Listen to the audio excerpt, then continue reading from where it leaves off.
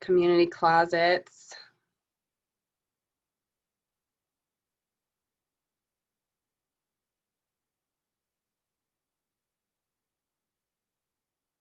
It's interesting now how many things we're doing delivering our goods to people's trunks and how much you learn about the population you serve in a different way. Everything has gotten less personal, yet a little more personal, I think.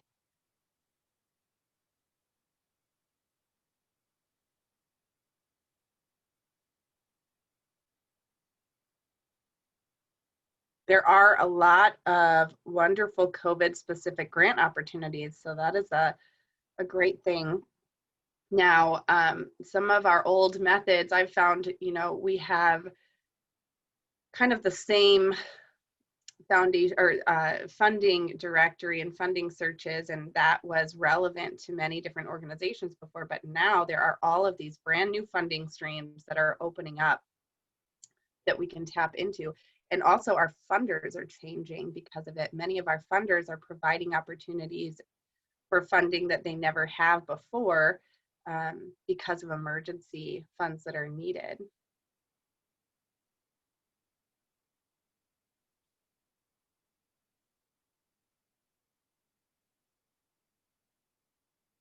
Oh, socially distanced virtual learning centers for school-age children. They're not in a traditional school setting. That's a challenge.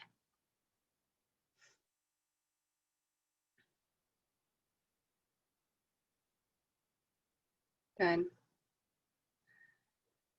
going to read Ruth's. Faith in Action initially had to pull some of our services to allow for only those essential services. We added a new program to ensure all our senior care receivers were contacted weekly to ensure they have food securities and medicines. We're back to supplying regular services, and we are advocate and relationship agency for area seniors. Many new friendships have been established through this time. That's great. It's a great way to strengthen our relationships with those we serve. Good. Okay. Thank you for participating. We will move on now. And so every time we have a chat question, if you could all participate like that, would be wonderful. So our learning objectives, what you will learn today, we are going to understand that every funder is unique, and how can we use this information to personalize and customize our applications to our unique funders. We're going to assess your organization's current grant readiness and identify what you can do to immediately improve upon that. We're going to learn how to accurately ensure your eligibility for a grant opportunity before you even start writing it, so that you don't waste any time. We are going to practice the different types of writing, from storytelling type to technical writing, and what that continuum looks like. And then we will learn when each style is appropriate for different funders. And finally, we're going to see some examples of great and not so great answers to commonly asked grant application questions, such as goals and objectives. We're really going to spend a little time on. Okay. Make sure I didn't miss any chats there. There we go. So our first don't, this is the do's and don'ts of grant writing. So our first don't is, don't fail to conduct thorough funder research, which is the first thing that you should do when a grant opportunity arises.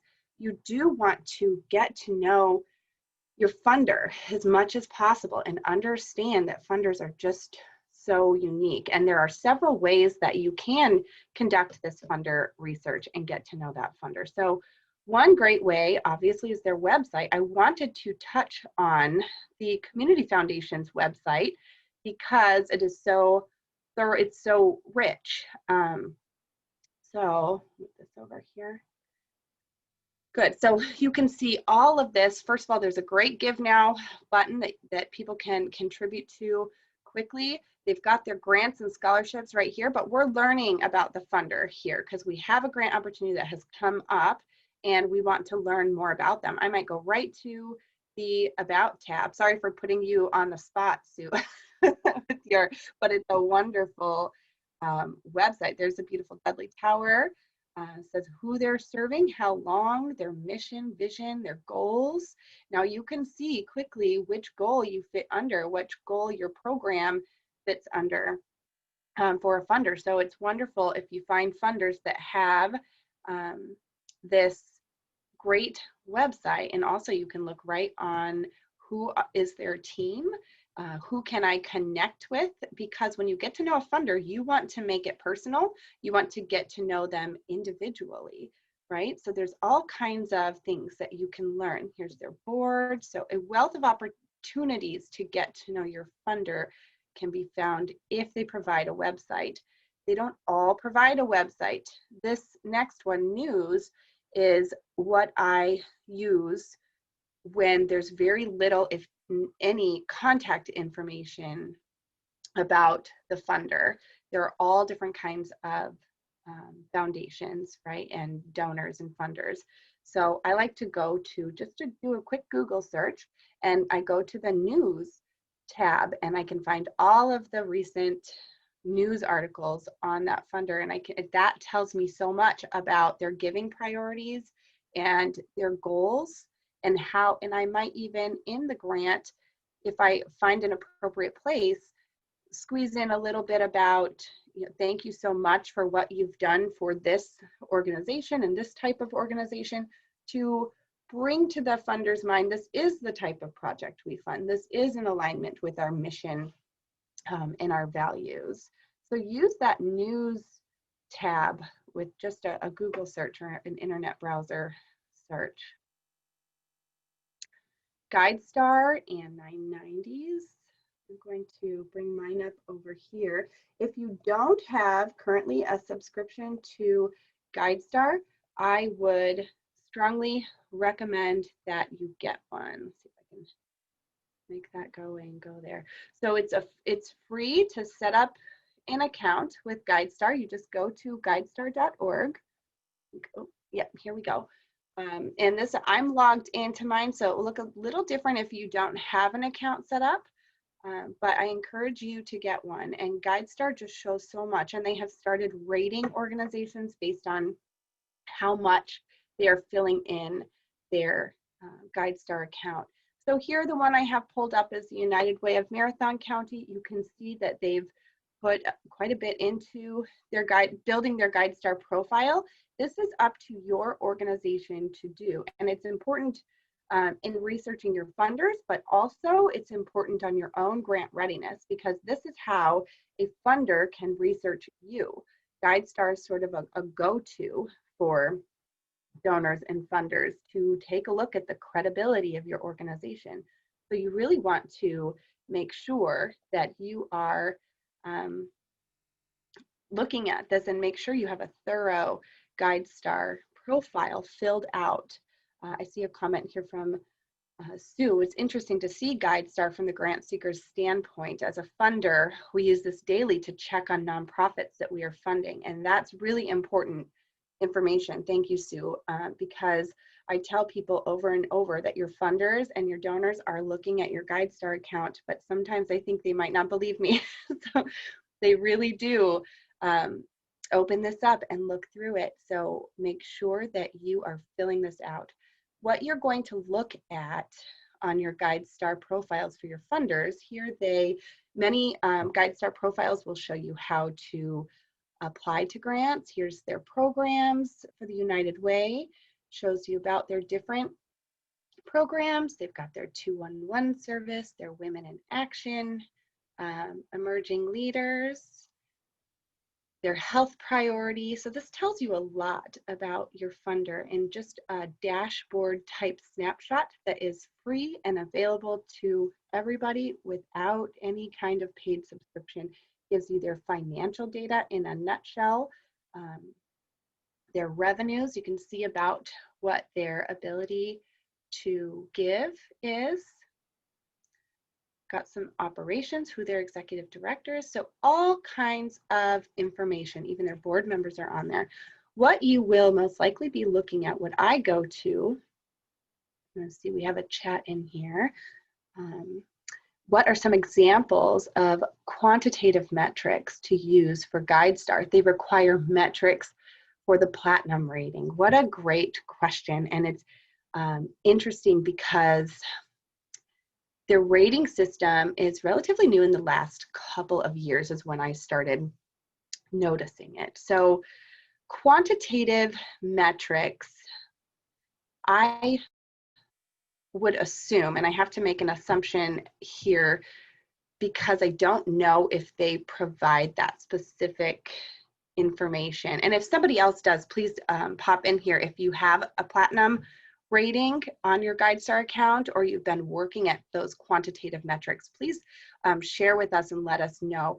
My assumption is that they're referring to the statistics of your organization, who you are serving, how many you are serving, the success rates. So the specific numbers that tell about the outcomes of your organization and what sort of success you have had. So your stats. If anyone has anything to add to that, please do so. What I like to see with 990 or with GuideStar is the 990s. So you cannot see this unless you have an account. So you can see I'm on my private account here. So if you register for a free account, you can see the 990s, which you always go to the most recent. This is 2018. So that's kind of a downfall of using GuideStar is it's a wonderful resource. However, you're not always going to get the newest, most up-to-date information from here. So what I open their 990s for is to specifically look for who they are funding.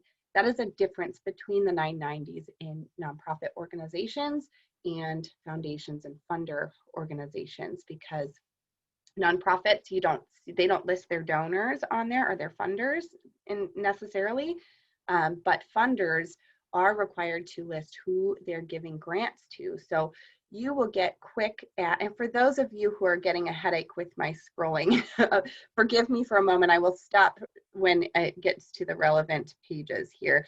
You'll find that once you start looking through 990s, you're going to be able to find the information you're looking for pretty easily after looking at just a few of them. So we're just going to breeze all through this numbers and accounting information because it's not so much what we are looking for when we are researching our funder. Here's their board of directors, but again, this is old information. Keep in mind, this is from 2018 990s. So this might not be relevant. I would go to their website before trusting the board of directors from GuideStar. That's more board and staff information. If you're curious about executive director salaries, things like that, their key staff members and salaries are listed on GuideStar as well, or on the 990s as well. I'm going to quickly get to where I'm going. I am looking for who they give their money to. They're not all long like this. Some of them are quite a bit shorter. This is the United Way, and they have, they're a larger organization, so they are going to have a bit longer. Here we go. So it's almost always it's going to look like this. Sometimes it looks slightly different, but it's going to be in these categories like this, and you can see who they're giving to. And this can tell you a lot about if you are indeed a relevant organization and you might be eligible for their funding. This gives the purpose of the grant assistance here. It says who they're giving to, the amount that they have given, so you can just get a wealth of information from this section of the 990s. You can tell the geographic area that they like to give. Of course, this one is going to be the majority in Marathon County, but a lot of the national foundations, this is very helpful to see, do they ever give to Wisconsin? Do they ever give to, or is their donations, are their donations really concentrated in one geographic area of the country and they've never given to Wisconsin before? Maybe I won't spend my time if I don't have an existing relationship with them writing to this new foundation. So that is GuideStart and the value in that to researching your funders. I encourage you all to play around with GuideStart a little bit if you have not, and again, create that profile on there. Okay, Foundation Directory online. I will pop over to that for just a moment. That's just, I'm not necessarily saying this is the best one or the worst one, but it is a very full directory. So there, of course, are other software programs that you can use as well. See if I can move this out of my way here.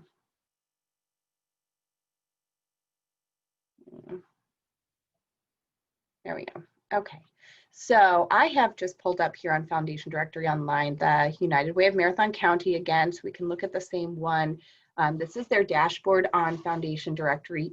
Again, you can gain a wealth of information. Now, if you use Foundation Directory Online, Jenna, is there a way that can I throw you at this a little bit? Can we do kind of an impromptu poll question here and find out how many people are using Foundation Directory Online, so I know about how much time to spend?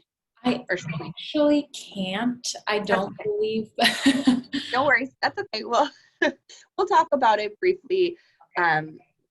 Because I imagine if you're using a software program, it would be provide similar information to this. What I've noticed specifically about Foundation Directory Online is that sometimes the eligibility and grant application process is not always really up to date, I want to say. So I would encourage you to utilize all of your resources for getting to know your funder and doing your funder research so that you can make sure that it's going to be valid. You need to do more than just Foundation Directory Online. I use Foundation Directory Online to generate an initial list of funders so that I can really get to know the basics about them. So their contact information, but keep in mind they're going off of 990s and the 990s are not current. So it's a lot of the time it's just not super current information. So it's a great tool, great resource to be used in conjunction with other resources. I'm just going to catch on our chats a little bit here. Who's currently using that resource? So Red Cross uses FDO. No for CS, no. Okay, so maybe not a lot of people, good. And if you find an opportunity here in the chat to put what you do use, what software program is helpful to you, and you want to share that with the others, please put that in the chat as well. I see a lot of people are not using that, so I won't spend any more time on Foundation Directory Online. Thank you for chiming in, all of you. Marathon County Crime Stoppers is new to all of this. Me being at this meeting is our initial step in to start using these programs and resources. So Marley might find it useful if you can give her some suggestions on a good software program that you use to research your funders. All right, I see most of you who are answering do not, so we will move on from them. Okay, really don't forget social media. I don't know why, but people don't use social media as much to research their funders because I think it's because it's not intuitive to us to look for a social media platform when it comes to researching funders initially. So go to the social media page. This can be very helpful if many foundations, smaller ones, maybe don't have a website or an online way to find this information, but they may have put together a quick social media page. So it's also a good way to get to know your funders a little more closely and to get that, we talked about before, the 990s are not an updated way to do it. Social media is going to be day to day, right? That's going to probably be your most updated information is going to be on social media. Good. Calling funders is an interesting one. That is completely dependent upon the organization. We don't want to annoy those funders who don't want to be called, but some will welcome your phone calls and welcome that relationship building. So get to know as much as you can. Try to get a good feel for that before you call them. Please don't call them before you have done the research that is available to you. If they have a website and you call them with answers that's on their homepage, they're going to say, have you been to our website? So make sure that you can answer that question yes before you pick up the phone and call them. Don't make them do your research for you. Read all the grant guidelines carefully. It's a short thing to say, but it is so necessary. Please read those grant guidelines, and I think it's probably the #1 source of errors in grant applications is because we are not thoroughly reading the guidelines, the questions, the instructions. I want to get to a chat. Thank you for reminding us of this resource. We'll see if we can add that link to our website. Oh, great idea for social media. A reminder that we have a listing of all foundations serving Marathon County on our website. That list will give you a starting point for additional research. Absolutely. And on top of that, I would encourage everybody to look outside of your local funders as well. Sometimes we find ourselves boxed in with just what is in our county or even our state. When we do funder research, we do it on 4 levels. We do local funders, we do regional funders, so your county or even surrounding counties. We do a statewide funder search, and finally we do a national funder search.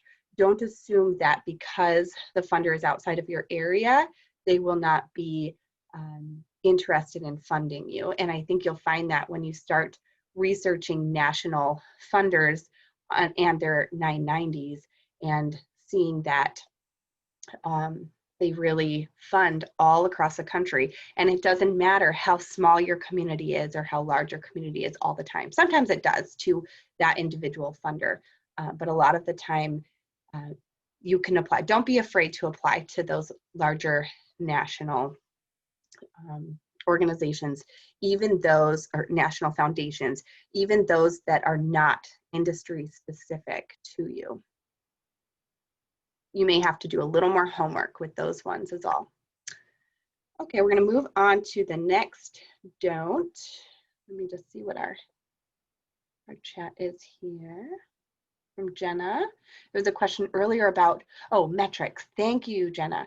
So the question regarding the metrics needed for Platinum Guide Star Seal of Transparency, a link for those guidelines. I hope this helps. Please make sure that you see Jenna's link here because that is so important to make sure to strive for that platinum level. Thank you so much, Jenna, for doing that research.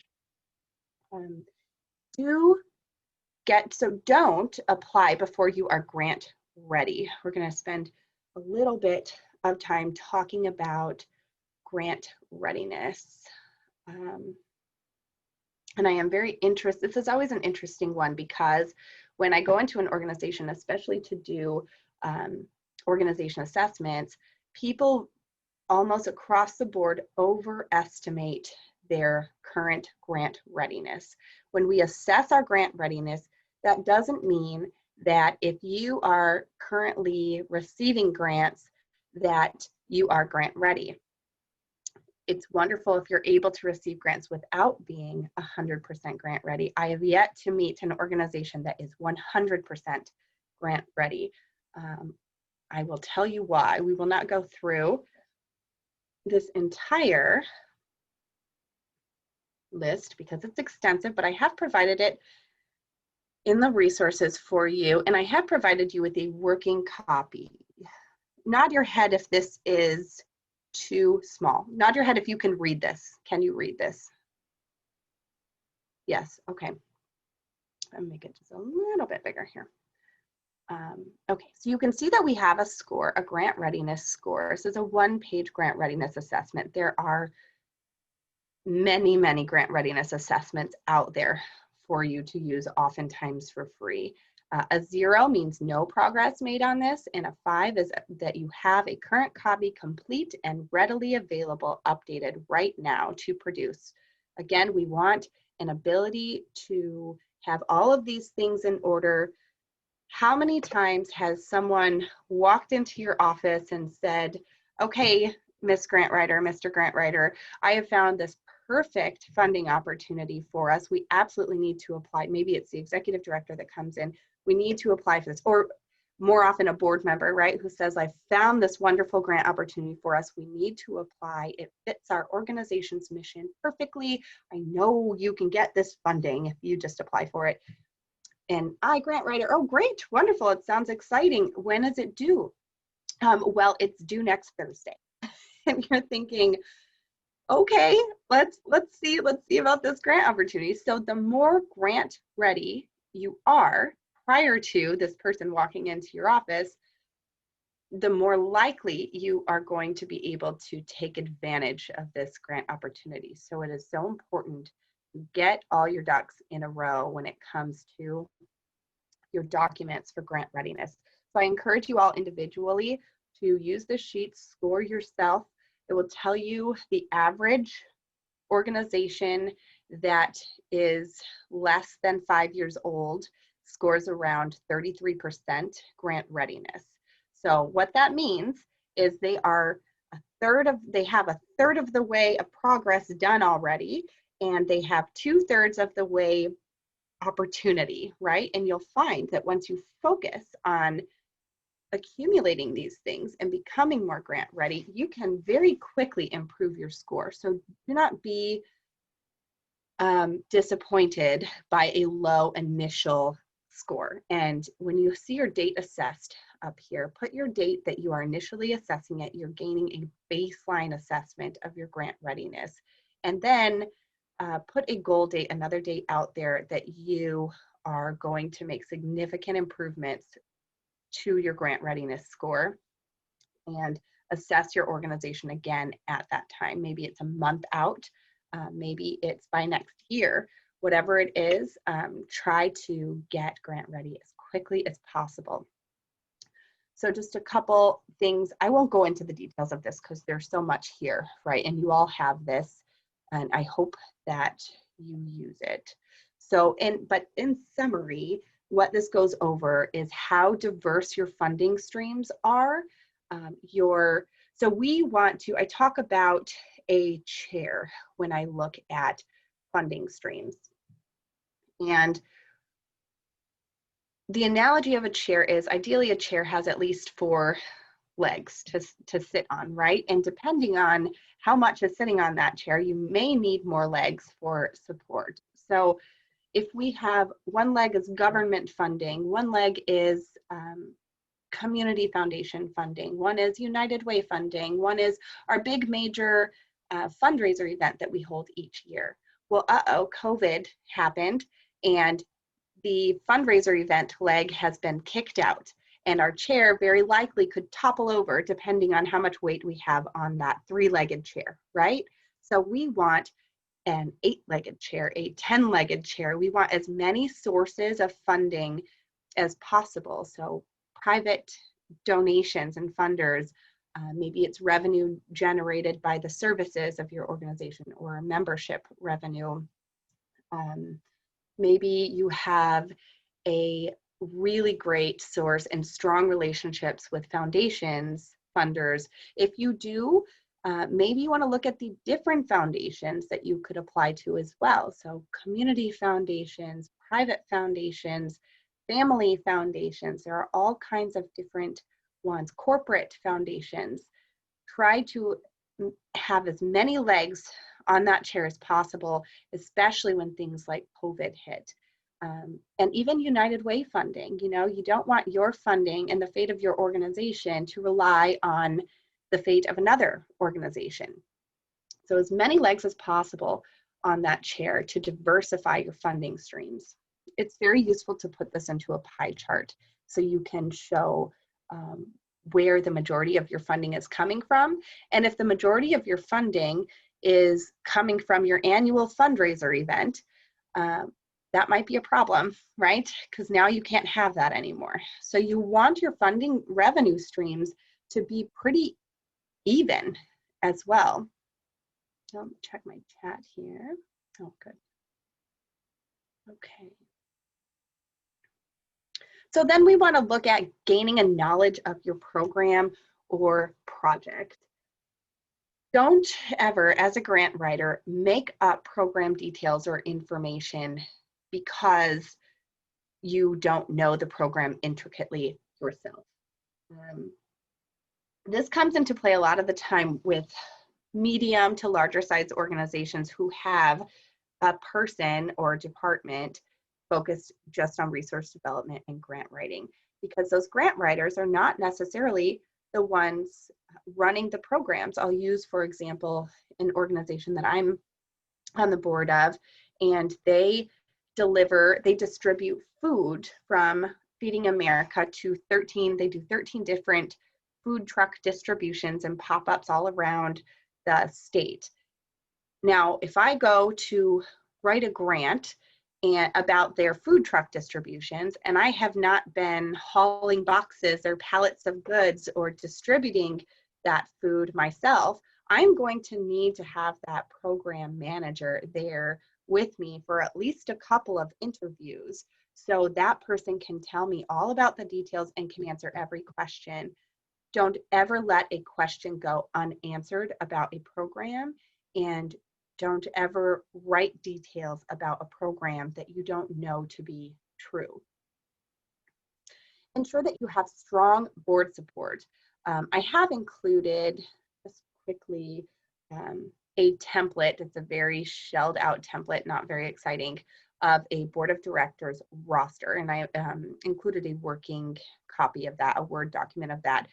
Make sure you have community affiliation in your roster. Funders want to know how your board members are tied to the community.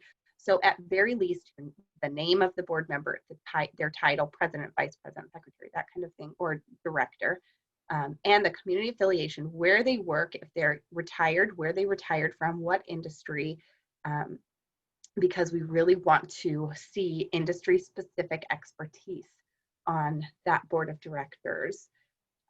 Also having their resumes on hand is very helpful. So you just throw your logo at the top of that. Make sure you have an updated board of directors roster at all times. Updated financials and a program budget. You absolutely need a program budget. You can't just write a budget narrative for a project or program and call it good. We all know we have to have an organizational budget. Here's a template that I borrowed and provided to you all in Excel form in case you don't have a wonderful organizational and program budget already. And this is a template that is designed for grant applications. So this is different possibly from your ongoing organizational budget. This is the full organization one, and this is going to tell your grant maker, your funder, a little more information that they might want to know. Of course, use what's helpful, don't use what's not helpful. Just delete things that are not. And here, look, this says all of the revenues for this project that we are expecting to get, that's pending and committed from different funders.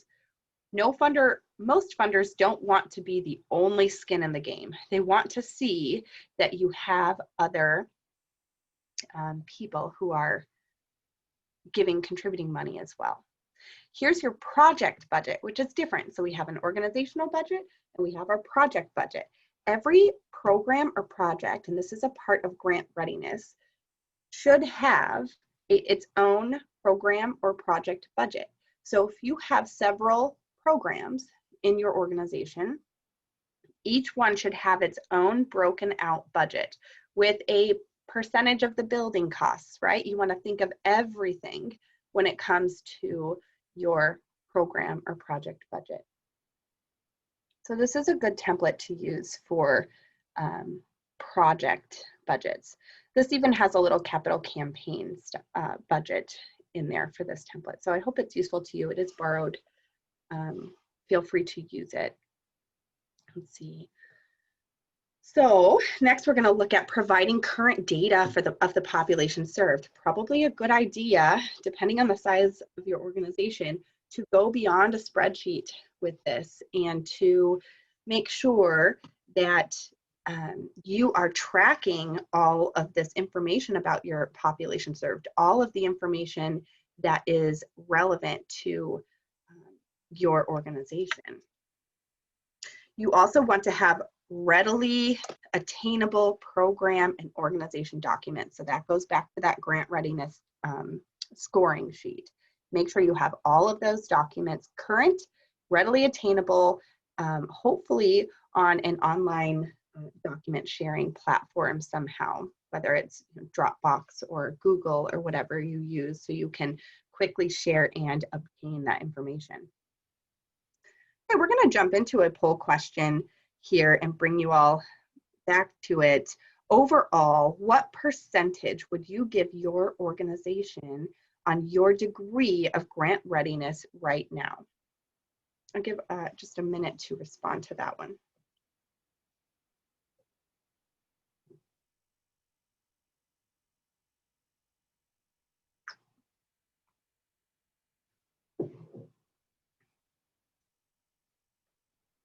And just thinking about those summary issues that we brought up.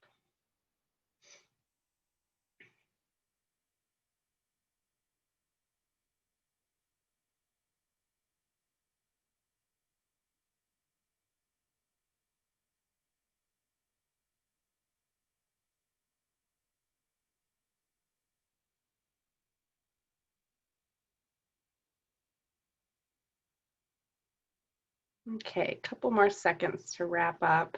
You do not need to go back and consult your grant readiness assessment for this. Just gauge it based on the summary assessment that we talked about.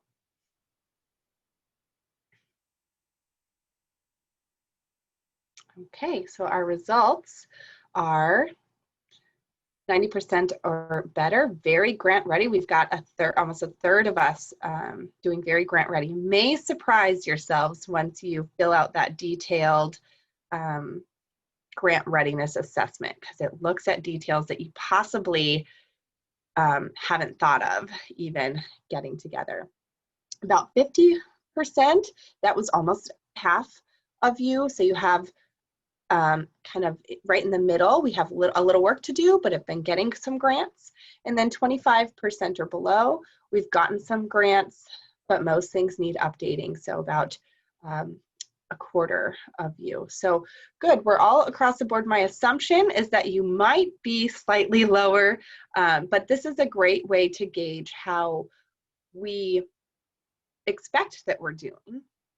And then we delve into it a little bit and find that we do maybe have a little bit of work to do. So I encourage you, especially those who are very confident in your grant readiness, to spend some time on that baseline grant readiness assessment and see where you fall. Good, we'll move on here. Don't let your mission creep. Mission creep is something that we find ourselves doing when we're sort of desperate for funding, and when something big comes up and then you have an opportunity, or maybe it's a board member who comes to you with an opportunity again and says, hey, if we just had this program, we could apply for this grant. Please be very careful about not letting your mission creep. Don't ever change your organization's mission to fit a grant opportunity. And don't create a program or project to fit a specific grant opportunity. This is challenging right now during COVID, because I think a lot of us, well, we have our population served, our constituents have new needs right now. So you really need to look at how you are addressing those needs of theirs, and if that does indeed fit into your current mission. Be very careful of mission creep, specifically for the purpose of one grant opportunity or funding opportunity. And I'm sure community foundations see a lot of this, because they often have new grant opportunities that come up, and then they put those opportunities out there. And a lot of them are very specific because our donors want to fund specific things. Don't make up your mission, right? Just make sure that you are staying loyal to your mission. Don't write weak goals and objectives. So they're really per program, there is one goal and several objectives per program or project. You want to follow your grant guidelines or instructions first before following any of this additional information. If your grant guidelines or instructions tell you to do something different than what is here, you make sure that you do what the guidelines tell you to do. You do want to detail your goal and objectives in accordance with your ask amount, unless the guidelines tell you specifically they want one goal and 5 objectives or something like that. A good rule of thumb that does not work in every situation, but a good rule of thumb is that you write one goal and 5 objectives for every $10,000 you're asking for, unless it's otherwise instructed. You want to write several specific objectives to accomplish your one program goal. So think of your goal as more general, and your objectives are following the SMART guidelines. We're going to look at your goal for your program or project. I want you to think about what is the program or project that is on your mind right now for your organization. Not the overall mission or goal of your organization, but one specific program or project within your organization. I borrowed a definition from professional grant writers because I really like how she defines the goal. The goal is an overarching long-term statement of achievement for a project or program. It's a brief, general statement outlining the long-term effect of your work. Projects generally should have only one goal, with many objectives supporting the accomplishment of that goal. So we want some tips to writing your goal. You want it to just be one sentence, right? It's just one sentence of a goal in a short sentence. Keep it very general. It is long-term, and think about what you would like to accomplish overall with that program. What is that program or project intended to do? We're going to go to a, oops, I hope I didn't give that away. We're going to go to a poll question. Is this a strong or a weak goal, is the poll question. By the summer of 2021, we will reduce the number of failing 9th to 12th grade students by 10% in Marathon County by increasing the hours of our tutors by 50% and expanding the number of tutoring sessions we provide from 10 per month to 20 per month. Now answer the poll question, is this a strong goal or a weak goal? And I told you that we would have a tutoring question in here. I didn't have any idea that we would have a tutoring organization participating. So we are not referring to any participating tutoring organization. I'll put the disclaimer out. This is just something I made up. Strong goal or weak goal?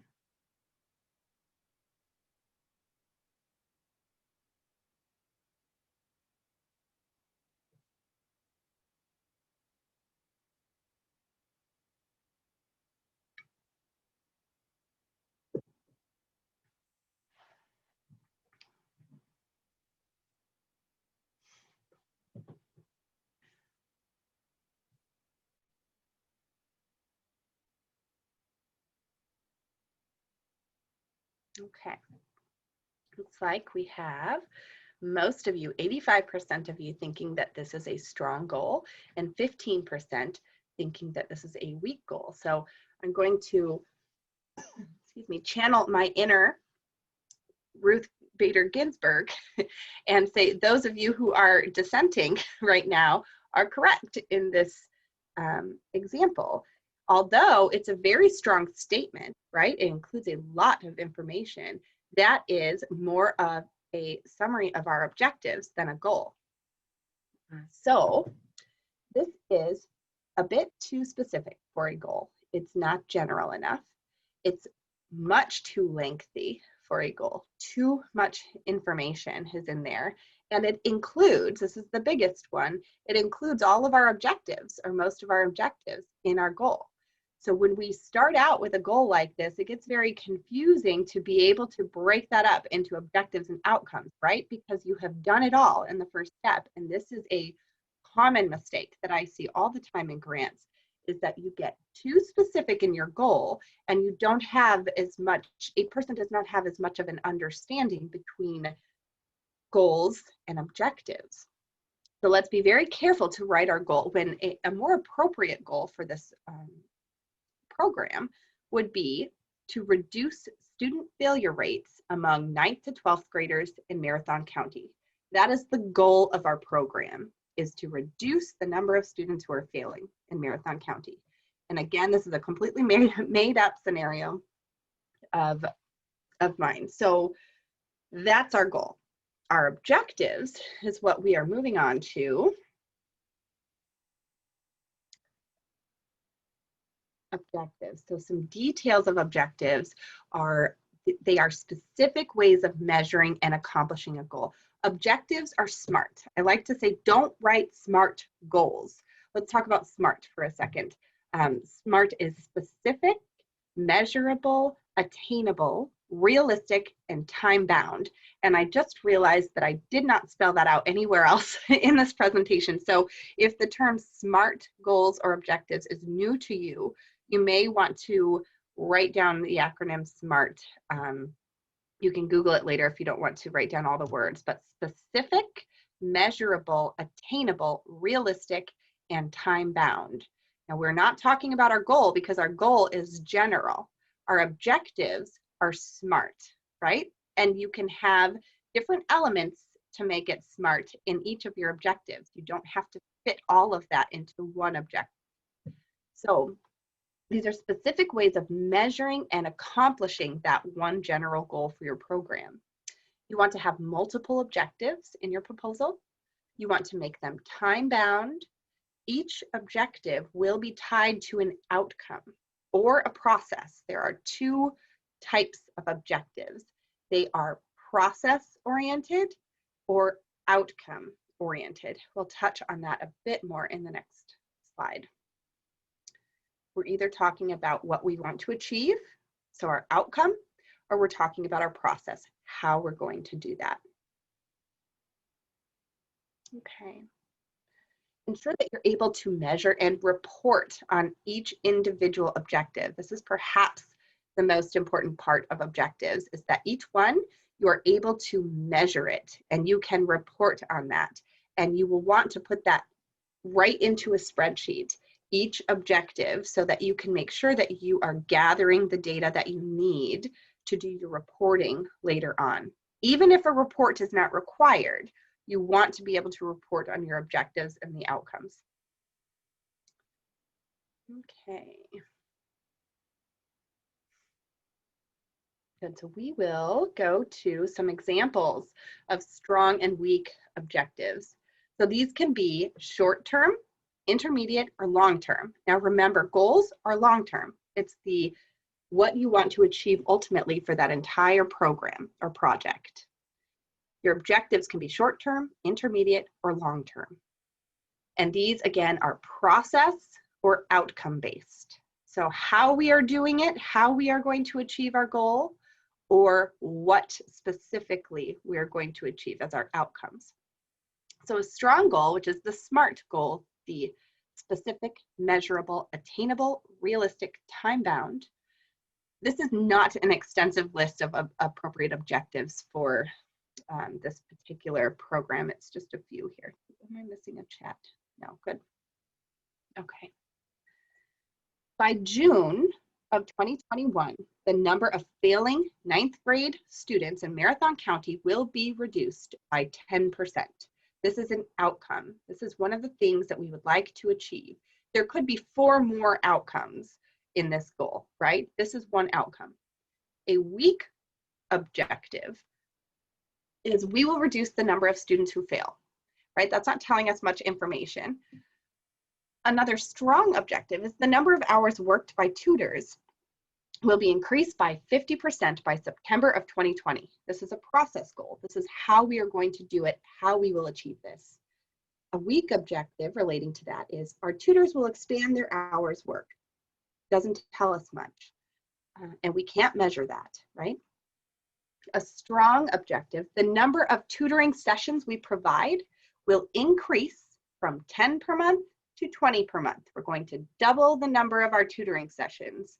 That's a process objective. That's how we are going to achieve our goal. A weak version of that objective, we will provide more tutoring sessions. Can't measure that, right? So notice, and again, this is not extensive. You could have several more with this goal built into that. And again, a rule of thumb, when you don't know how detailed to get or how many objectives, you could be thinking, gosh, I could have 100 objectives for this goal. Rule of thumb, if you're not sure how many, about 5 objectives in one goal for each $10,000 asked, or about 5 objectives for each $10,000 asked.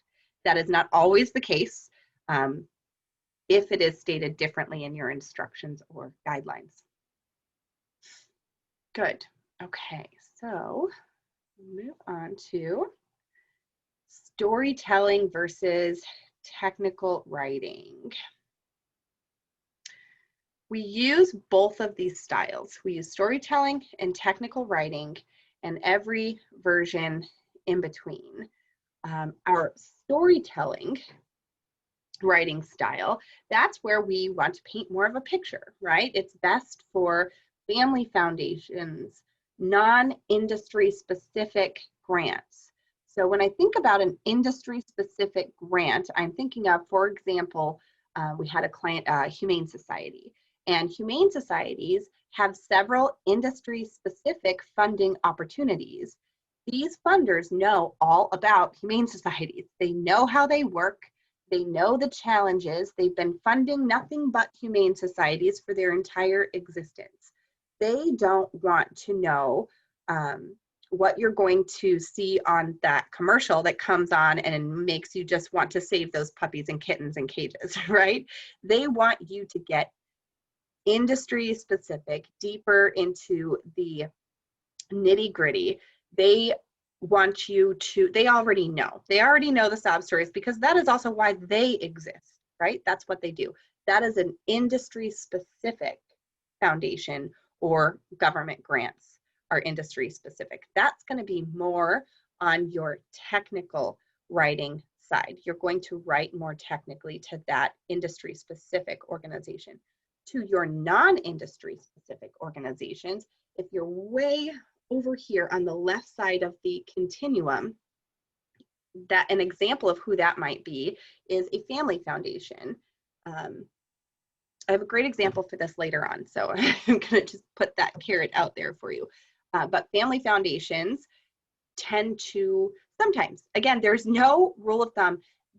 I attended a conference in Madison, and I learned a fantastic quote about foundations when a question was asked to a panelist, what do I do about, in general, about a foundation who does X or Y, or how do I best approach or appeal to a foundation or a funder?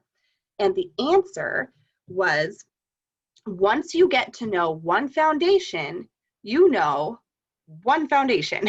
You don't know all of them. There is no right or wrong answer for anything when it comes to foundations, because they are so different. A foundation could consist of just a few individuals who have some funds put aside and a big heart, or it can consist and be fully staffed and a large operation.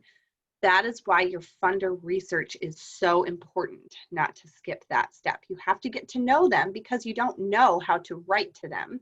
And if you don't know how to write to them, what is going to appeal to them, you are not writing competitively. Don't assume that you're writing competitively because you're writing in a highly technical way, if that is not appropriate for your funder. They might be bored to death by your technical writing style. Microsoft Word has a very interesting program that's very helpful that will grade, literally school grade, as in 9th grade, 10th grade, 11th grade, 12th grade, etc., your writing style. So you can actually assess a document on Microsoft Word and it will tell you what grade level you are writing at. And based upon your continuum, if you are storytelling, you're going to start at the 7th grade level, right? You're going to write to 7th graders. And your technical, way on the other side of the continuum, is you're going to write to graduate level researchers, right? And that's going to be a lot more technical. And it's just so fascinating when you run your grant through Microsoft Word's grade rating system. You want to find, the trick is to find where in between that 7th grade and graduate level you are going to write to. And that comes from getting to know your funder and knowing what's going to appeal to them. Use this storytelling style. You use hooks to grab and keep the reader's attention. You tell your stories about your puppies and kittens and babies, right? You really paint that picture. You use rhetorical questions where appropriate to draw them in and grab their attention. It paints a picture with words. It uses descriptive language and relevant metaphors and similes. That is all okay to do with your storytelling writing style. On the other side, your technical writing style, this is best for government, corporate, and industry-specific grants. These answer each question directly using as few words as possible to do so, right? These are going to be, they almost always use word counts. They're going to give you a little area to work within, whereas your storytelling foundations are going to say, send me your proposal. No guidelines, not all of them, but you'll see that, and that, you know, is going to fall into your storytelling category if they say, just send me your proposal. Then you come up with something really pretty for them, well marketed, and pull out, really get their interest and tell them the story of your organization. Back to technical, it answers each question directly. It uses industry specific but defined language. So you'll see you're going to use lots of acronyms in your technical storytelling, and I would encourage you to define those acronyms often if you find yourself using acronyms. Do not assume even your technical funders don't want to have you spell out your acronyms. Many will have you do a list of definitions as well. These use heavy statistics, data, trends, uses current research, and credible resources. Now, this is not to say that if you are on the storytelling side of this continuum that you should not use those things, because you almost always need to use those things, right? It's just how much you rely on them and how much those things are dominating your entire proposal. So you find where that funder wants you on this continuum. Do they want you right smack in the middle, where you're telling your story vividly, yet you're providing all of the technical details as well?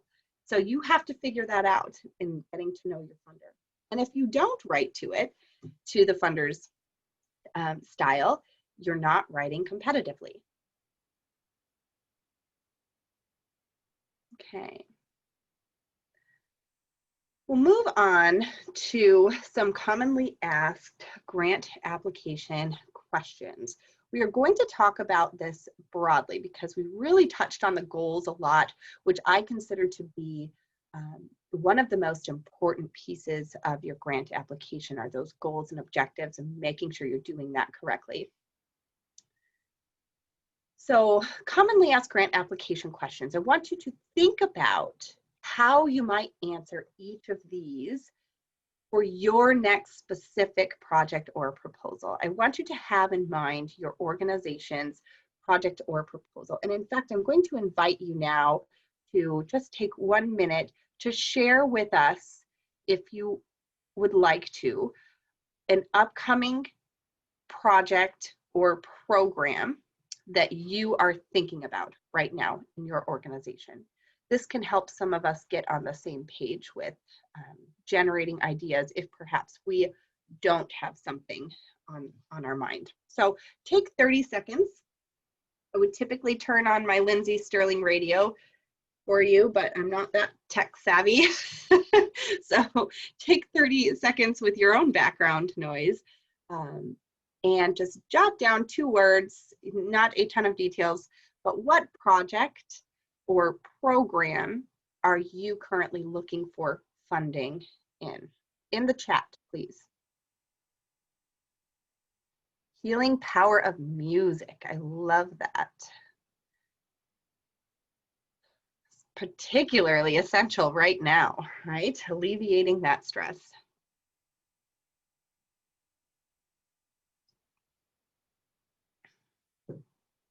Annual Christmas gift drive. That's going to be very competitive this year because we're all doing it in the same way. Corporate sponsorships, good. Appealing to corporate funders is a whole new animal. We'll try to touch on that a little more. So if you have questions about that, please put them in the chat and we can address them. That's very important. Beyond school walls, great. Sounds like a great program. General community outreach and education. Delivering training through technology. I could use that. Digital ambassador program, training volunteers to help community with digital health, virtual learning, and using different types of technology. Good. Mental health and academic support. That's so huge right now. Good. We've got some good projects. So even if you're not putting yours into the chat, you can use these to help generate your ideas. I want you to think about one program or project that you are seeking funding for right now or will be soon. And what will you do? Here's a commonly asked grant application question. What will you do if you don't receive our full or any funding from our foundation? This one is tricky. This is possibly the most difficult grant question to answer. It is the sustainability question. It's asking, how are you going to fund your program if not by us? How are you going to be sustainable? So there are several ways that you can address this program. And there's some ways that you don't want to address, or this question rather. You don't want to say, for instance, well, we won't. If you don't fund us, we won't have a program. That is not the best answer to this question, although it's a very common answer to the sustainability question, because you want that funder to know we need your funds, and if you don't give it to us, we're not going to have that program anymore, right? So a good way to address it is to go to your resource development playbook and your diverse funding streams, right? And say, we have these funding streams. Here's a great opportunity to introduce a match amount. If you have matching funds, you can talk about that here and say, well, we will struggle if you do. It's okay to say we will struggle if you choose not to fund us, especially if you're asking for a great amount and you don't have a lot of other options. We will have to strap our other resources. We may have to reduce our offerings if you don't fund us. So, or we will just have to get more creative. You can take an optimistic approach to this. We'll have to get very creative in our funding and really stretch our limits, and maybe you have some ideas on how that might happen. My favorite response to this sustainability question is, well, we have a resource development plan and a resource development committee or department. And they are constantly, every day, looking for new sources of funding and in our resource development plan. So in this question, you can, if you are fortunate enough to have an active resource development plan for your organization, an actual written document plan, this sustainability question will no longer be a problem for you because you will be able to address it fully and using the details directly from your resource development plan. But I would touch upon your diversity of funding here. We have diverse funding streams. And with your help, you will be able to, we don't like to say with your help, by the way, so I want to backpedal that a little bit. Eliminate the word your help from a document, from a grant application. They're not going to help you. They're going to do it, right? You are going to be able to, you will save 25 animals from being killed this year, right? You will do this, funder. You will do that. It's not we're doing it with your help. It's you are doing this. You are making this happen. So don't use the word help in applications in regards to your funding. All right, good. That's a big question. If there are any questions about that sustainability question in grant applications, please chime in and tell us what you think there and ask your specific questions for that. The important part is don't say we can't do it. We will crumble and fall to the ground if you don't give us your money. It's not the right answer. They want to know that you have the credentials on your team. So you may even bring in your board of directors, your staff resume is here. They want to see that your organization is capable of getting this done and that you will not fail without their help. But yet you really need their help. So it's an interesting balance. Next question, how will your work help further the mission of my foundation? So you're not talking about you right now. You want to express to your funder in this question how you are going to benefit their foundation by being a part of a funding partner. They're a partner with you if they give their money. How are you going to make this relationship reciprocal by adding to the value of their organization because they're funding you? So how will you help further our mission? Here again, your funder research comes into play. You're going to really touch on that research. I see that you have funded this type of organization and that type of program. We fit right in with your mission because of this, this, and this. And my favorite thing to do in answering this question is to use their own words from that funder's website. Use words of their mission in your answer to this. Borrow their verbiage. And you should really do that throughout your application. Keep your funder research up in front of you, print it out, have their mission in front of you during the entire time you're reading or you are filling out the grant application to them, because you want to use their words and phrases as often as possible throughout your entire application. Okay. Briefly describe the evaluation process and how the results will be used. Okay, this goes back to gathering our data when we write our objectives. We write our objectives and we put them into a spreadsheet, so we are gathering that data as we go. That's how you will evaluate your program. You want to talk about what your process is for evaluating it. Well, we gather the information in this way. We put it on in this software program. It gets evaluated, reported upon to our board at every board meeting or at quarterly board meetings or whatever is appropriate. Regularly reported on. There's regular accountability by the board of directors and the program manager. So you are talking very specifically about how this program or process will be evaluated as you go and how you will use the results. We'll report the results in our annual report. We will have a ceremony at the end once we have achieved this goal. There will be an award ceremony. We will, something that marks the results in a specific way, and you want to talk about that in your application. Budget narrative. This can be tricky for some and others really have it. Please don't think that you don't need a budget narrative because you have submitted a budget. Those are two different things. Do open your budget, your project or program budget we're talking now. We're not talking organizational budget. We're talking project or program budget.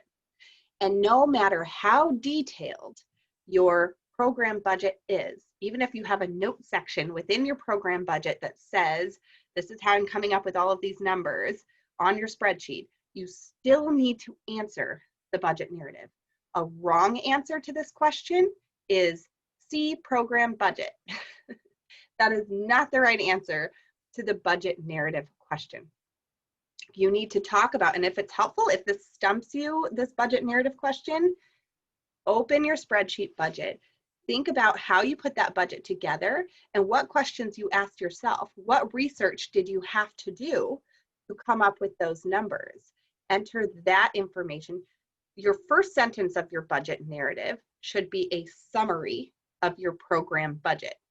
This should be, we need to raise $25,000 in order to serve our student population and ensure that we are reducing the failure rate among students, right? You don't have to be, you're not writing a SMART objective here, but you're summarizing how much your overall program or project is going to cost and for what. And then you're going to go into a couple of sentences about, and again, always go back to your grant guidelines. How much do they allow you to elaborate? If they give you 500 words, try to use pretty close to 500 words. Don't force it though. So if you're struggling to do it, don't make things up, don't elaborate on things and add words in there that don't add value. But do add those details that might be relevant. So you're going to have your opening general statement about your overall budget, how much you're raising for the program, how much the program will cost, and then just in summary, as though you're talking to me or your colleague, here's how I came up with these numbers. Here's why it looks like this, okay? Especially if there are any parts of your budget that are unclear, make sure that this is your opportunity to address those parts. So if when you are writing your project budget, you are struggling to come up with a number for one area or another, that's your key. That should be your red flag that tells you, I need to include this information as part of my budget narrative. Because if it's confusing to you while you're writing your program budget or your project budget, it's going to be confusing to somebody who is reviewing it for the first time. So your opportunity to clarify is right here. Okay. Good, I just want to check our time. We're doing pretty good. We are going to go to a poll question. So, which one of these do you struggle with the most? Which of these questions, these commonly asked grant application questions, are you struggling with the most? What will you do if you don't receive full or any funding from our foundation? How will you work to help further the mission of the foundation? Briefly describe the evaluation process and how the results will be used in budget narrative. Take just a few seconds. Which one is most difficult for you?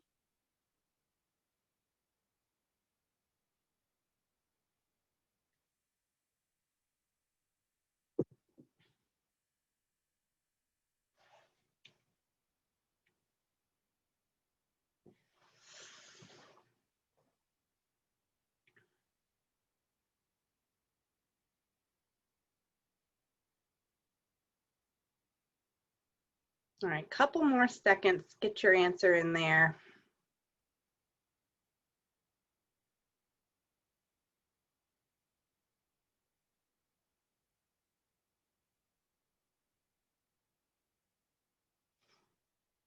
All right, looks like we have our results.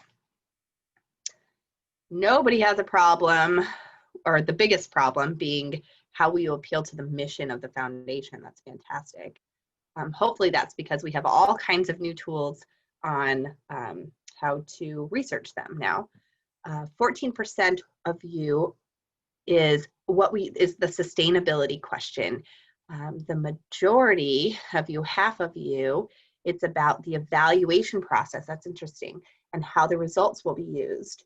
And then 36% writing the budget narrative. So I'm going to talk quickly about the evaluation process. That will come much easier to you if you get in the habit of, when you write your objectives, as you're writing your objectives, you are also creating a spreadsheet for what you're going to measure, because your objectives are your measurable pieces. So when you're in that part of your grant process, you open a spreadsheet and you begin to write down all of the things. You have a category for everything you need to track and lay that out. And once you do that, that will be your evaluation process. And then you can start talking about how you're going to share that document, how you're going to use those numbers. Are you going to report it in your newsletter, the progress of your project or program? These are all very good ways to report on your evaluation. Now, we've been sitting here for an hour and a half, and we have a half an hour to go. I want everyone, and I want to see you do it, to take a breath, sit up straight, put your arms up in the air, stretch, yawn if you have to, force yourself to yawn, really stretch your spine, get back into the game. We're almost done. And we might need to kind of move a little bit. Sitting here for a bit can be tedious, I know. So move your back a little bit, maybe sway, get back, get your brain activated again. So back to evaluation process. I won't make you all do jumping jacks or anything like that, but let's check my chat here. As far as evaluating, should there be a focus more on qualitative or quantitative data, or are both fine? What an excellent question, Johanna. You want, again, I'm going to go back to it. My answer to every question about foundations, it depends on the foundation, right? It depends on the type of foundation it is and what they want to see. Highly technical foundations, so your corporate, your government, your industry specific, are going to be, you want that quantitative, those numbers need to be strong. You want charts and graphs and showing your quantitative data. You also want a little bit of qualitative data if you're allowed to do that. Sometimes you don't have a choice because they give you an evaluation or a report and you have to fill it out, right? If they allow you to have a little more freedom in your evaluation and your reporting, then I would use a good balance of both, and a balance that falls right in, remember that continuum of storytelling versus technical grant writing and funders. So wherever you fall in that continuum with your writing style, you also may want to model your evaluation process in that similar way. But I would say definitely both. And a good way to provide qualitative evaluation is quotes and interview responses, quotes from the people you've served. All of those are really, you can get some really touching testimonials, right? Maybe even a brief anecdote of how it has helped an individual, depending on your technical versus storytelling placement on that continuum. Great question. Always ensure that you are able to do both, that you want to record that quantitative, those numbers, and that you also have those testimonials, that qualitative data, because there's different places to use all of them. Great question. Okay, I see that sustainability question was bugging a couple of you as well. And gosh, that is just such a tricky one. And again, it goes back to the funder. What are they truly asking for? And it's always posed in a slightly different way. You have to put yourself in the shoes of that funder. Be donor-centric. Donor centricity, you should hang it on your wall. Everything that we do at Beacon is based on donor centricity. We always pretend to be the donors, right? What do I want as a donor? So good. I am going to move on because this next part Oh, I'm going to just breeze over this editing piece. So I like to do editing in 3 phases of 3 phases, right? So to simplify that, I like to have a 3-person editing process. So you have your self-edit.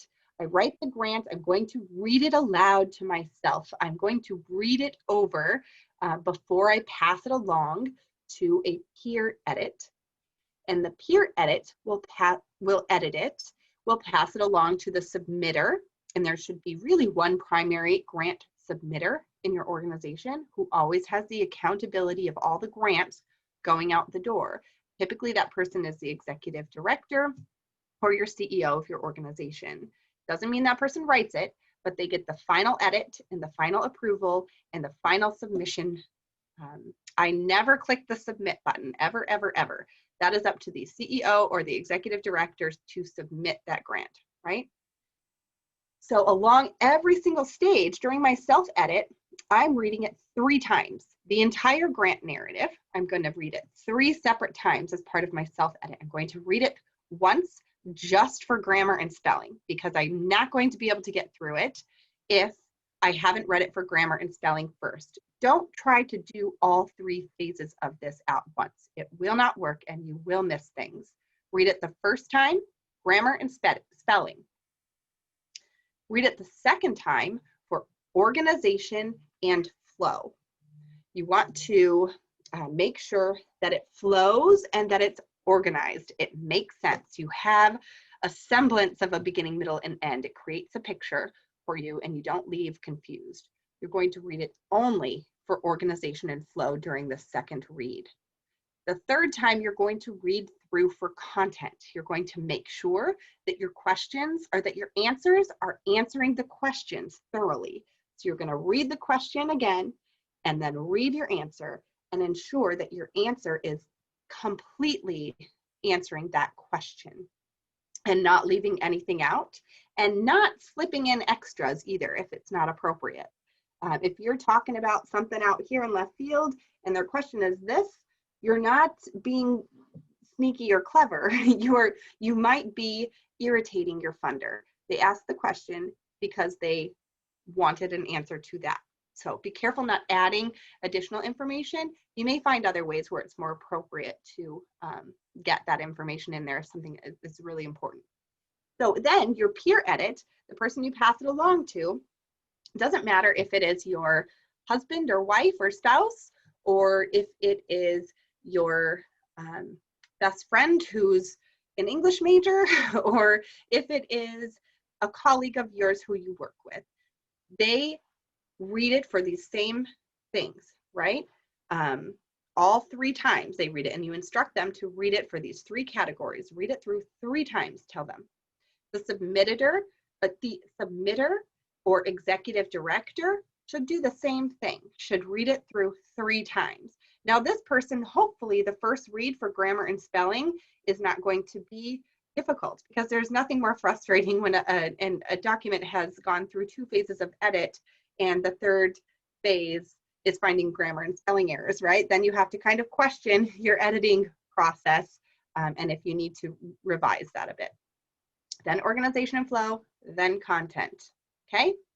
Don't forget to edit and use every phase of the edit, because I cannot tell you how many funders I have spoken to that said, I just could not get through this grant. I really wanted to fund this organization, but it was impossible to read, or it was very unclear. So editing, and not just yourself, the absolute thing to not do here is to write the grant, submit the grant yourself without any editing phases in between. You need another set of eyes, or preferably 2, on your grant document prior to submitting. All right, we will, moving right along. Don't forget about your relationship with your funder. I feel this is the single most important thing that you can do to improve your likelihood of success for a grant. You absolutely need to think about your funder. Okay, so when we think about our funder, we're going to tie back to our funder research a little bit.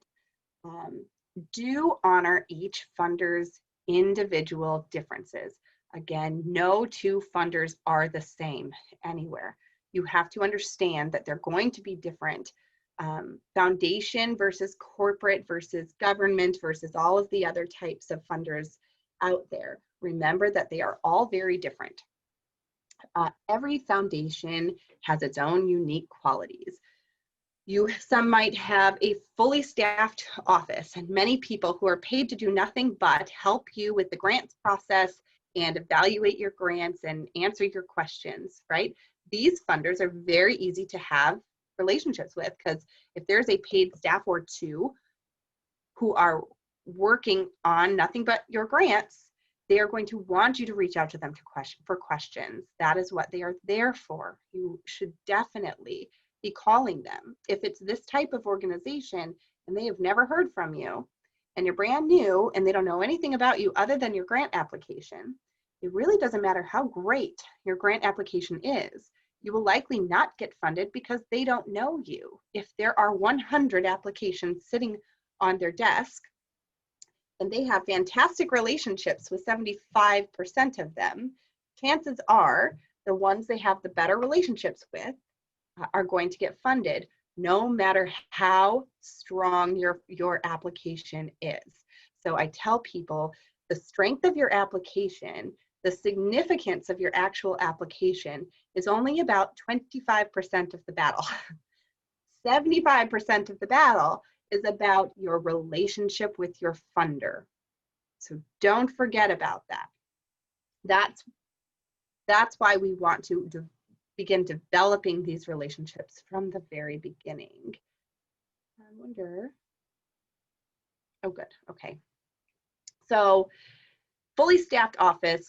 And then I like to tell my story about my truck driver funder buddy, who I was making calls to different foundation grant opportunities. And I made this one call. Hang on, before I get into this, I want to read this chat from Sue. That's an important point. Talk or email the funder, the foundation, before submitting an application, especially if it's the first time you've applied to them. Absolutely. So again, you heard it from the funder's mouth, right? So important to create that relationship. Unless, of course, you are my truck driver buddy. Again, all different kinds of foundations, right? So I made my first touch base call with a family foundation, expecting to get Sue, a person like Sue, on the other end of the line, right? And instead, I get a yellow. And I said, hey, I'm trying to reach the XYZ Foundation for a grant that I'm writing. Yeah, that's me. Tell them about it. And I'm like, oh, well, I was actually just calling to learn a little more about your organization, about your foundation, and make sure that our project will be a good fit for you. And, well, just send me what you got. I don't know. And I said, okay, well, can I notice that your email address, and there's no website, so is there a way that I can get this information to you? He goes, well, I just put it in the mail. Okay, well, do you have an application that you'd like me to use? And he said, just send me what you got and I'll take a look, all right? Okay, so I hung up. That was the first touch base with that funder. That's a different extreme, right, on the continuum. What I did in that case was I realized quickly that I was not going to be the best person to create a personal relationship with that guy. He literally told me he was on the road. He was a truck driver. He's like, get to the point, lady, because I'm driving. I got to get to Dallas, wherever he was going. So I found another person, a member of the Resource Development Committee, who is very similar to that gentleman in personality characteristics. And I said, here's Daryl, here's his information. He's probably going to be driving his truck when you call, but I want you to touch base with him in the next month, at least, at several different times along the way. Feel him out, see if you can create a relationship with him.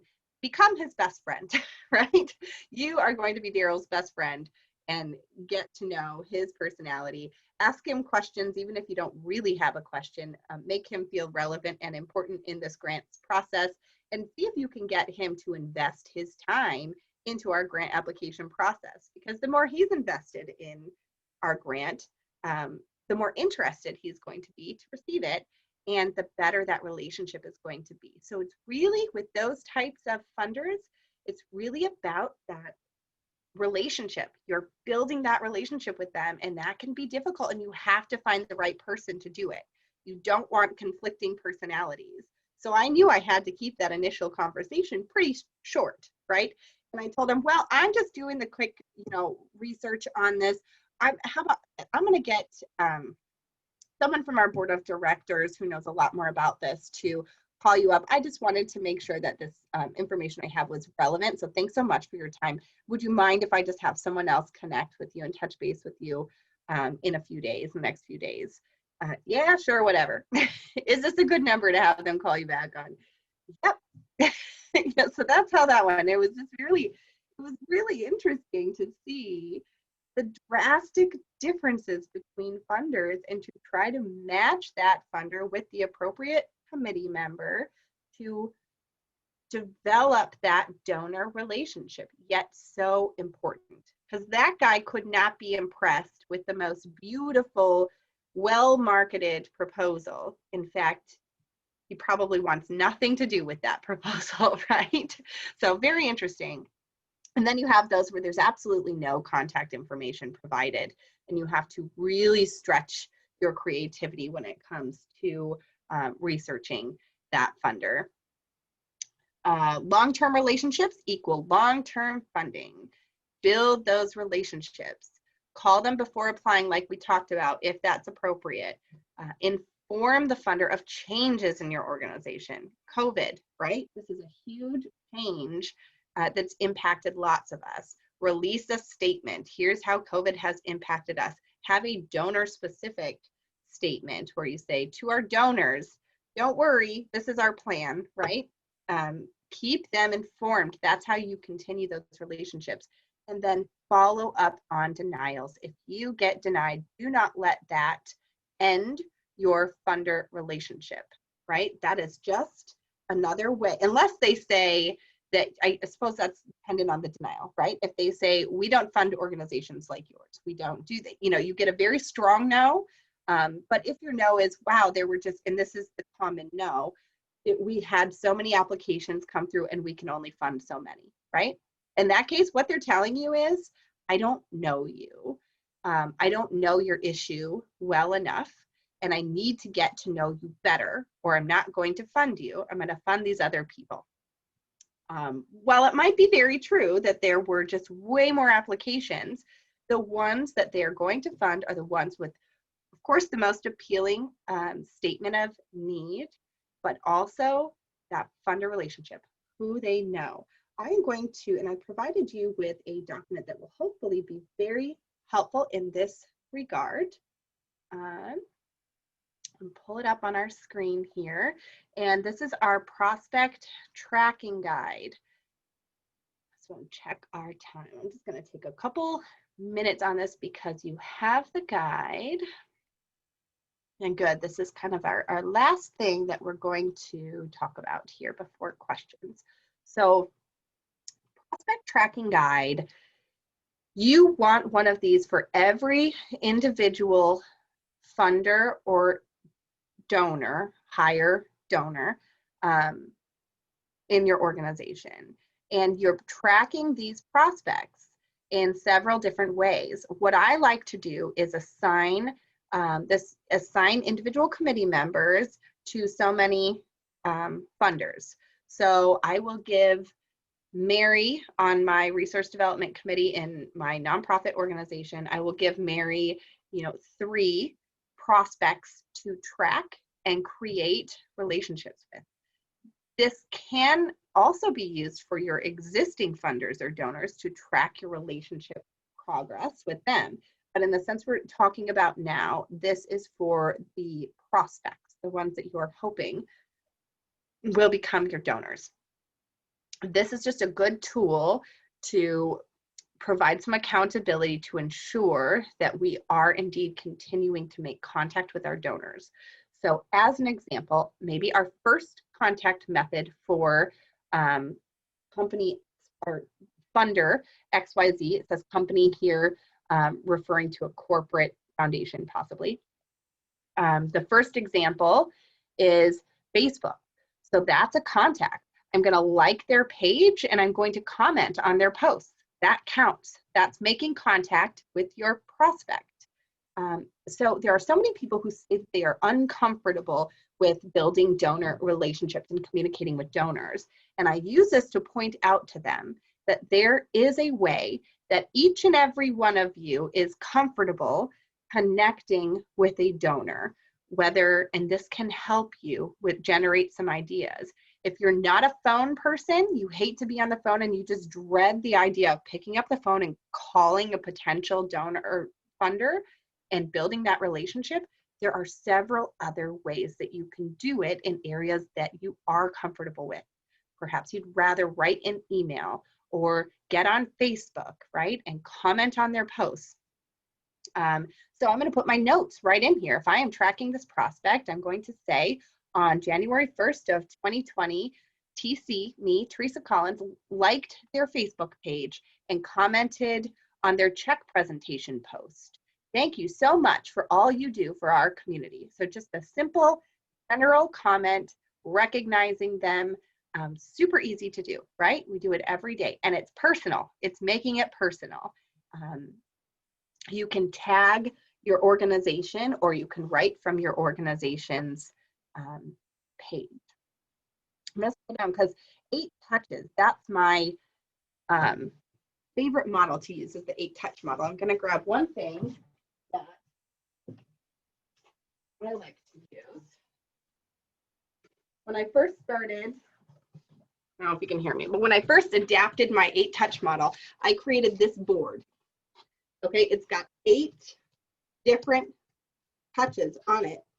And on the side, hopefully you can hear me, on the side I have clips here. And I clip a note card to that with my funder, right? This was my arts and crafts day, apparently.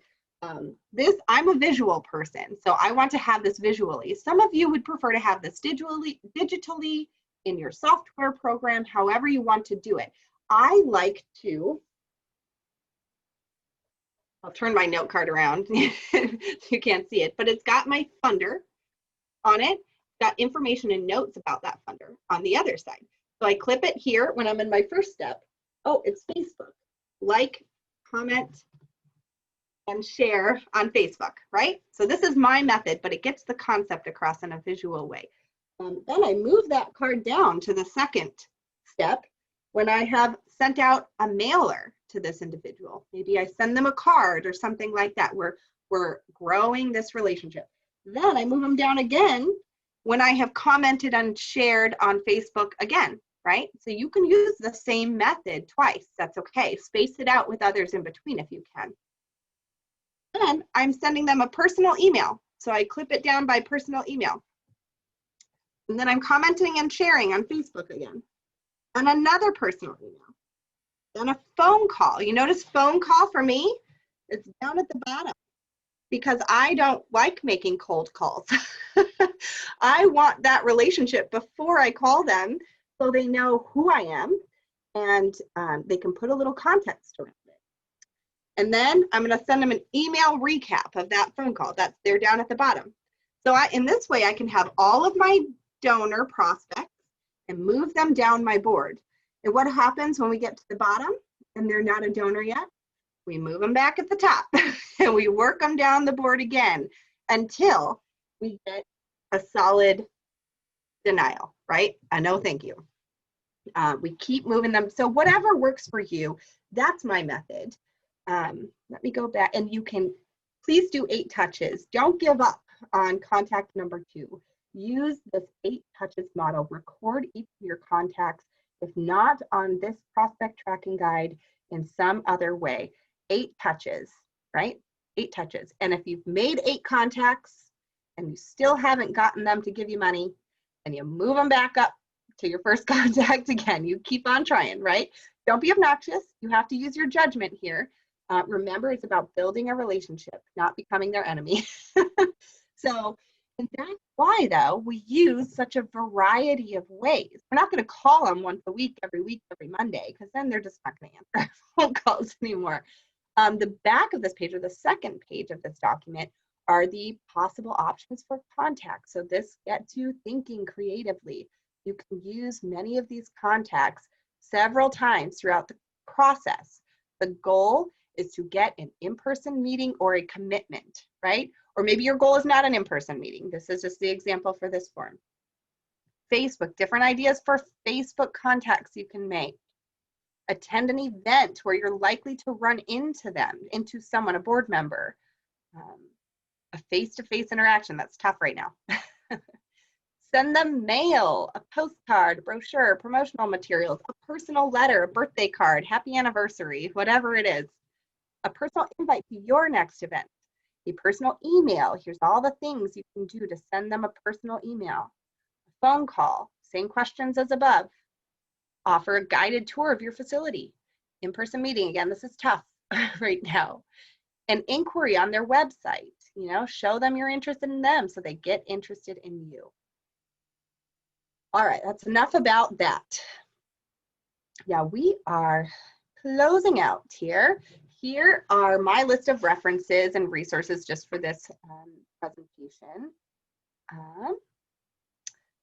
Questions? I did notice this morning when I tried my website is down and I have no idea why, so I have to contact my provider. So if you go to beaconorgconsulting.com, you might find that it's not working, but hopefully by the end of the day, I will have it figured out, the issue. So questions or thoughts? We have a whopping 3 minutes. So if anybody has any questions, thoughts, I'd love your feedback. If you want to take a moment to talk about what you learned in here, just take a second to think about what really sunk in. If you do have any resources to share with your colleagues, anything that's helpful. We'll give it a couple seconds here.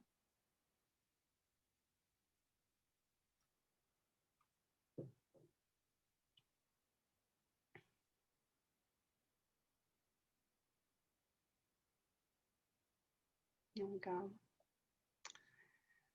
Okay. Very educational presentation. One of my favorite points was the difference between goals versus objectives and how to be strategic with each. Thank you. Thank you. This was all very helpful. Thank you for doing this. Thank you for insightful presentation and your time today. Thank you for your time today. This is, you just can't, it's just interesting. We're getting that we can make this work too, right? I'm not accustomed to doing online because it's much more fun to do it in person, but we can tie it all in.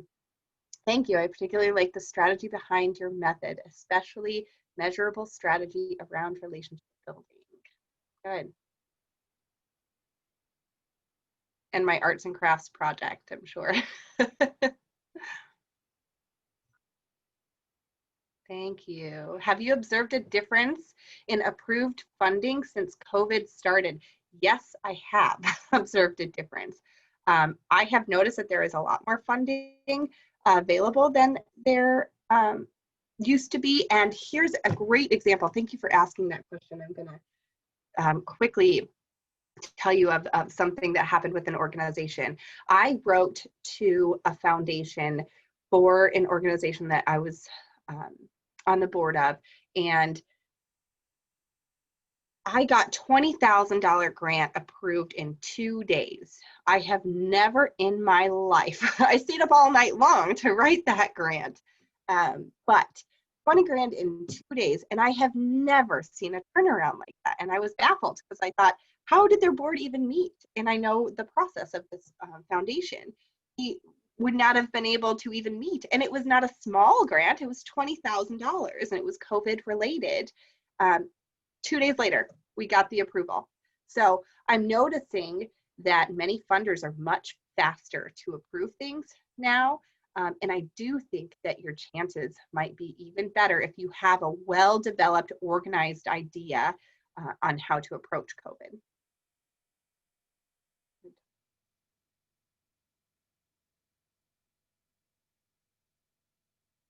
Okay, I don't see any other questions here. Good.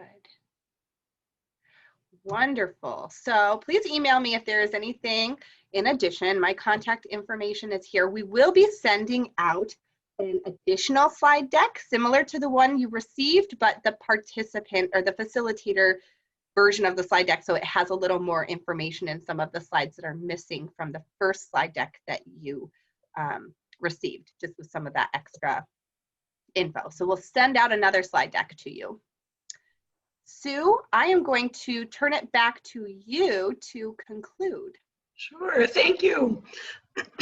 Thank you. I hope everyone joins me in providing a round of applause for Theresa. A little bit harder to do when we're each in our own rooms, but thank you, Theresa, for giving us this wonderful presentation this morning. Thank you, thank you, thank you. We hope to send out a little survey to see how things are going. One of the things, as we mentioned earlier, we do want to do a survey to see what type of topics we want to tackle in 2021 and get an agenda put together for a lunch and learn schedule for next year. I assume we'll be starting that early part of the year virtually again, but hopefully within the year we will be able to get back together again and meet in a conference room, in a restaurant, wherever we can meet together and be together again. But for now, thank you all for the good work that you continue to do within your own organizations. And keep in mind, we do have one more grant cycle with the Community Foundation, our Community Enhancement Cycle, which the due date is December 1st for anyone who would like to read the guidelines. Put your objectives and your goals together and put a proposal in to us by December 1. Anybody that's quick enough, the Mid-Wisconsin grant application is due this afternoon at 5 o'clock.